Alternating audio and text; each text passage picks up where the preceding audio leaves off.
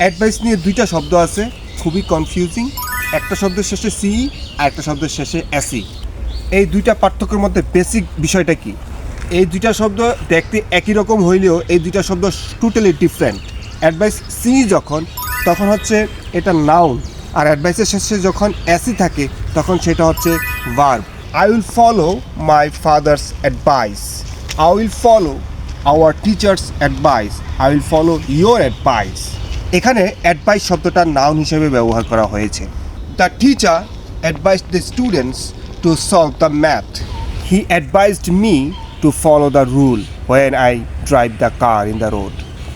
এখানে অ্যাডভাইস শব্দটা ভার্ব হিসেবে ব্যবহার করা হয়েছে।